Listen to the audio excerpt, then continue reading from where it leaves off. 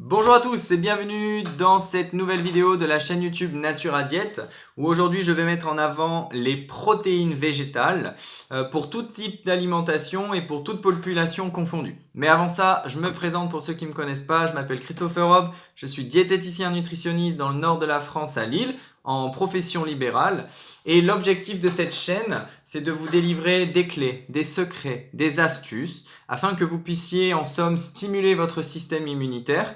Autrement dit, booster vos défenses naturelles grâce aux vertus des aliments, mais surtout de leurs micronutriments, afin que vous puissiez devenir l'acteur principal de votre santé. Tel est l'objectif de cette chaîne. Aujourd'hui, je voulais faire un zoom sur les protéines végétales, les sources alimentaires qui en sont riches, comment vous allez pouvoir les optimiser dans votre consommation, et puis tout ça dans le but de conserver une bonne santé.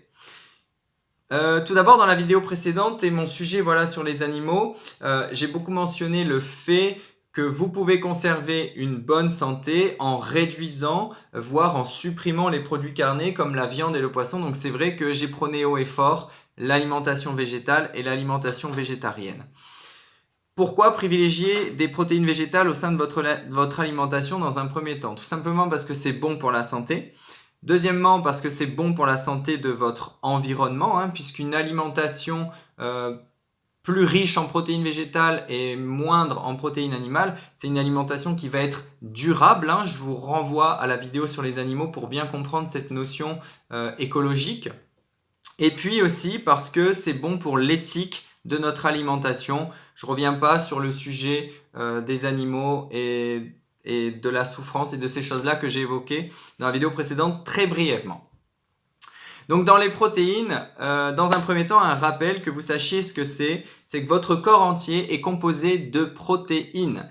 Les protéines sont présentes dans toutes les cellules vivantes de votre corps et sont composées de protéines pour que vous sachiez vos ongles, vos cheveux, vos os, vos dents, votre système immunitaire, vos anticorps sont des protéines, vos hormones, vos enzymes digestives, les globules blancs, tout ça c'est des protéines. Donc comprenez qu'elles doivent être indispensables dans votre alimentation de tous les jours pour conserver une bonne santé.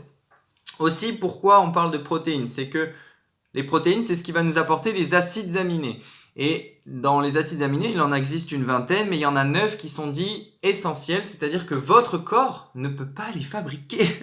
Au même titre que les vitamines, tous ces micronutriments que votre corps ne peut pas fabriquer, ils doivent provenir de votre alimentation. Ça, c'est fondamental. Donc, si vous voulez une bonne construction de vos protéines dans votre corps, vous devez avoir tous ces acides aminés. Et quand on mange végétal, végétarien, plus de protéines végétales, on varie pour avoir tout ce qu'il nous faut. Alors, bien sûr, cet équilibre ne se fait pas sur quelques jours, ça se fait sur quelques mois, sur quelques années. L'équilibre ne se fait pas sur une journée, ne tombez pas dans ce piège. Donc le sujet du jour, c'est les protéines végétales. Et quand on dépend de ces protéines végétales, puisque du coup cette vidéo s'adresse aussi à une population qui s'intéresse à consommer plus de protéines végétales, quand vous dépendez de ça, vous devez avoir pas mal de connaissances et vous êtes là pour ça, élargir vos connaissances pour devenir acteur de votre santé.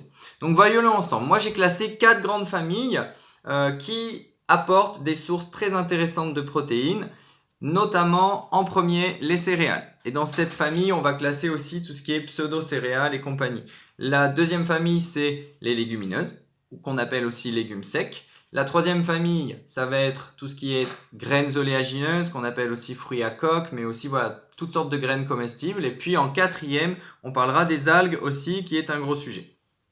Alors, gardez à l'esprit avant ça qu'il faut varier votre alimentation, d'accord? Vous allez entendre des aliments que vous consommez peut-être déjà, tant mieux. Vous allez peut-être en entendre des nouveaux, tant mieux aussi. Vous êtes là pour élargir vos connaissances. Donc, gardez à l'esprit que vous pourrez réécouter cette vidéo pour chercher à varier au maximum les protéines au sein de vos menus. Alors, c'est parti. Dans les céréales, on va commencer avec la première famille, la famille des céréales. Je vais vous citer le riz, je vais vous citer le sarrasin, le quinoa, je vais vous citer le millet, je vais vous citer aussi l'amarante, le sorgho, et puis on a aussi l'épeautre, l'avoine et le blé. Vous voyez qu'il y a quand même déjà une diversité de céréales que je vous propose et je les cite pas tous, hein, voilà. La plupart sont aussi sans gluten, si ça aussi ça peut vous intéresser, car c'est connu aujourd'hui que des personnes avec des intestins fragiles ou même des malades cœliaques pour qui le gluten peut être très dangereux. Et du coup, tous les produits dérivés de ces céréales vont devenir aussi des produits de consommation courante. Vous allez pouvoir avoir par exemple de la farine de riz pour préparer des gâteaux, pourquoi pas de la farine de sarrasin pour préparer des galettes bretonnes. On fait des cornflakes de sarrasin maintenant aussi. Et puis vous avez toutes sortes de pains, des tartines au sarrasin, des tartines au quinoa, des tartines au riz, de la polenta à base de maïs. Donc vous voyez, tous ces produits dérivés de céréales vont pouvoir vous aider à incorporer ça dans vos menus pour diversifier. Pour les produits avec gluten, hein, pareil, hein, que ce soit épeautre, avoine, blé, vous avez les farines aussi, et puis tous les produits à base de blé, hein, le boulgour, le couscous, et puis il y a d'autres, il y a des flocons d'avoine, il y a des mueslis à l'épeautre. Vous voyez qu'avec tout ce que je cite, n'hésitez pas à prendre, à noter, hein, voilà, vous avez de quoi déjà diversifier en céréales.